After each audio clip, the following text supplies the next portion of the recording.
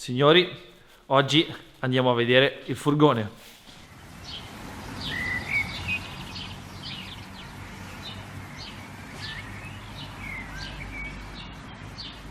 Eh sì, purtroppo il furgone è in officina perché ha avuto un problemuccio. Ma dopo la sigla andiamo a vedere come sono andato avanti nei lavori e dopo andiamo in officina a vedere che cosa è successo.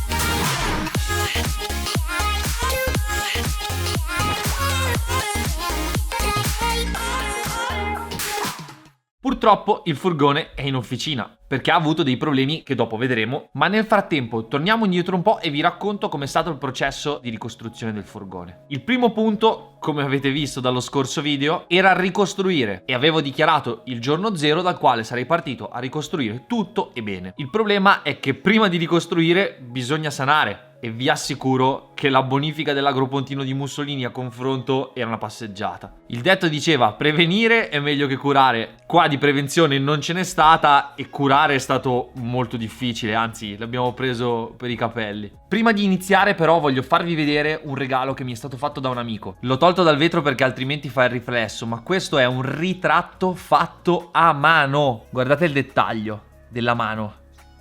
Non so se lo vedete. Tutto questo per dirvi che questi disegni li fa un mio amico ed è MB Graphic e vi lascio il link in descrizione, andate a vedere i lavori che sono molto fighi. Bene, ora andiamo sul furgone e cominciamo dal tetto, che era il problema principale. Se non avessi risolto quello sarebbe stato come fare un castello di sabbia in riva al mare. Dura 10 minuti, perché anche se qui non ci sono le onde, la prima volta che piove è finita. Se entra l'acqua nei mezzi è sempre una disgrazia. E infatti non dovrebbe mai entrarci. Quindi se per caso vi succedesse sapete che è bene sanare subito, se no succede il peggio.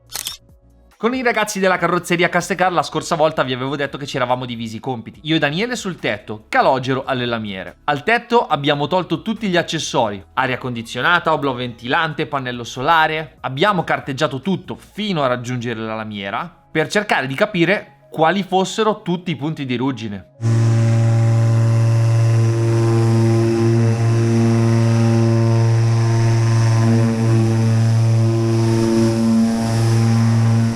Una volta trovati li abbiamo tagliati e saldati con del nuovo materiale.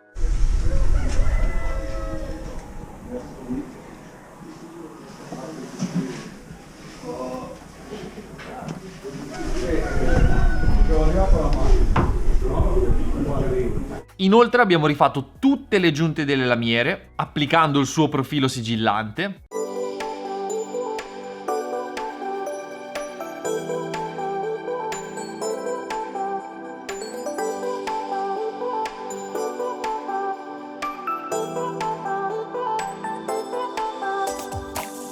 E riposizionando correttamente gli attacchi del tendalino, sigillando anche quelli. Una volta fatto questo, il tetto era pronto per essere verniciato. La prima mano di fondo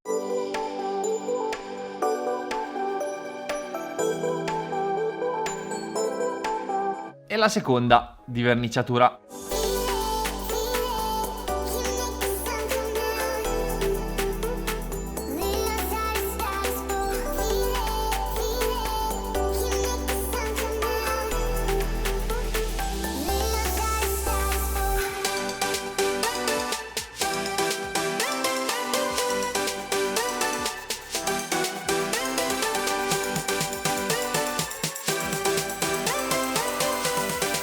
Dai, diventerai famoso con questo video.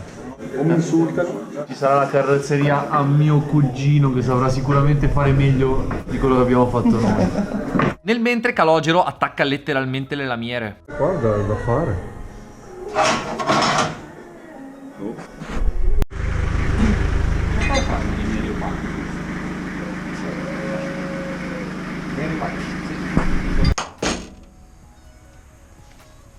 Bianco, blu, stucco. Fondo, blu, stucco. Blu tenebra. Dovrò stare Taglia tutte le zone bucate o irrecuperabili e ricostruisce la lamiera saldando e piegandola, cercando di seguire il profilo della portiera di serie.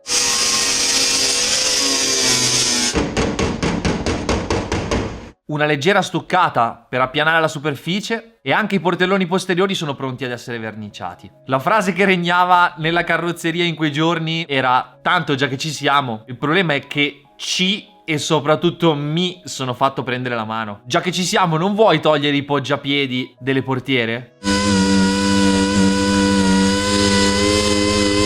Purtroppo, avendo filmato un anno fa e senza l'idea di avere un canale YouTube, molte clip le ho perse fra i vari hard disk di bassa qualità che ho avuto ed ho solo il video della laterale scorrevole. Comunque il procedimento è stato uguale per tutte e tre: guidatore, passeggero e laterale. Sanare la ruggine, pulire bene, sigillante e verniciatura.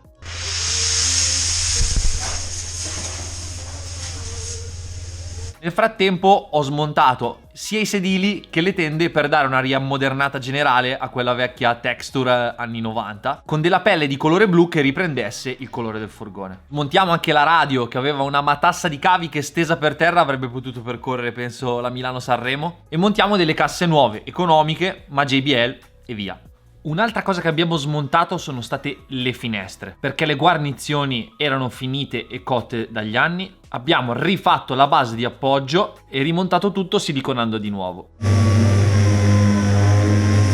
Ora, arrivati a questo punto, siamo nella fase per poter ripartire. Il fatto di allestire un furgone da zero è sempre stata una cosa che mi sarebbe piaciuto fare. Diciamo che me la sarei aspettata un pochino più facile, o meglio, qua siamo partiti dal livello esperto. Comunque mi informo, studio, chiedo a tutti e cerco di capire come fare per partire senza errori. La prima cosa da fare è coibentare. Coibentare il furgone è fondamentale, soprattutto se vuoi renderlo abitativo. Deve essere fresco d'estate e combattere il freddo d'inverno. Per prima cosa mettiamo i pannelli adesivi di antirombo sulle grosse pareti cave del furgone per diminuire la rumorosità quando si viaggia. Quelle pareti sono molto sottili e quando si viaggia vibrano e per questo i pannelli di antirombo adesivi aiutano a smorzare questa vibrazione. Altra cosa molto rumorosa in marcia e soprattutto per questo furgone che è gemellato sono i passaruota e anche qui pannelli di antirombo adesivo. Per la coibentazione vera e propria scelgo dei pannelli di XPS, che è uno dei migliori materiali coibentanti in circolazione. Ha un elevatissimo isolamento termico, è quasi eterno e soprattutto è idrorepellente. Non a caso nell'edilizia viene usato spesso grazie alla sua leggerezza e alla facilità di lavorazione. Insomma, non volevo ripetere l'esperienza della lana di roccia. L'unico neo è che non è propriamente economico. Ovviamente poi per coibentare nel migliore dei modi bisogna cercare di evitare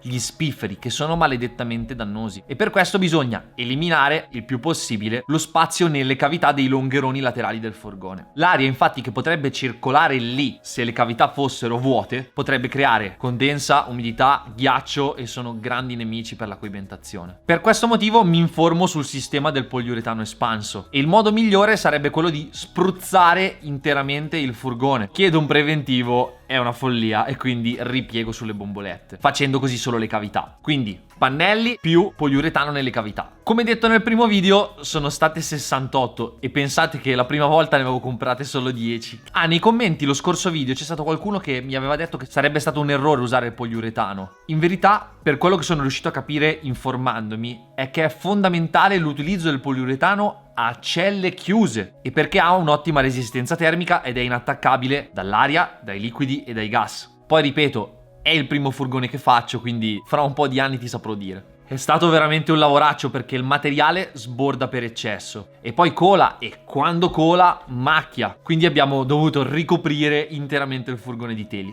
Immaginatevi quando abbiamo fatto le cavità del tetto. Schiuma party.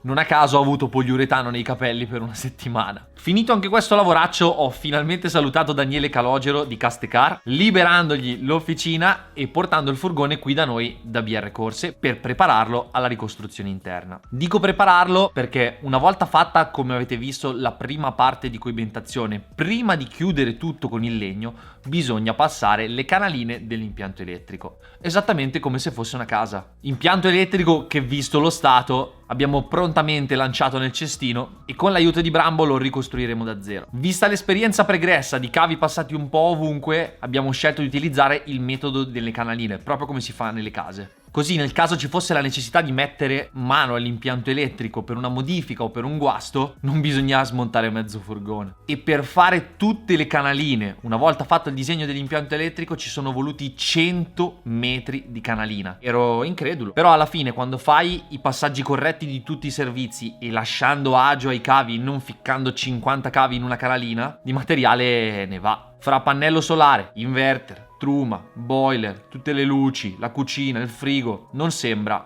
ma la metratura diventa importante. Ma torniamo ad oggi e andiamo a vedere il furgone, perché in questo momento è fermo in un'officina di fiducia, perché a 320.000 km ed è anche giusto controllare qualcosina. In verità i motivi sono due principalmente. Il primo è che ultimamente è diventato un po' rumoroso e il primo indiziato pensavo fosse la catena di distribuzione, che a quanto so dovrebbe fare un po' di più, però comunque a 320.000 km diamogli una controllata. Il secondo è che il furgone soffia di brutto. Per intenderci è come quando girate smarmittati, come se si staccasse un collettore, e a freddo lo fa tantissimo, quando si scalda un po' meno. Con Alberto dell'officina APF mesi fa avevamo revisionato anche gli iniettori, che mi ero scordato di mettere nello scorso video, e abbiamo subito pensato o alla tenuta degli iniettori oppure a qualcosa relativo allo scarico. Vado in officina, con Alberto lo proviamo e mi dice: se è la tenuta, un paio di giorni e te lo ridò. Dopo un paio di giorni inizio ad avere qualche presentimento e torno in officina.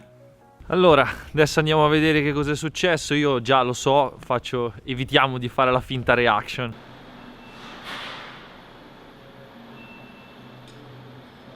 Allora, intanto abbiamo smontato la testa, che è qua, e il famoso problema del soffio non era un collettore, non era un iniettore, era semplicemente questa guarnizione della testa che si è rotta.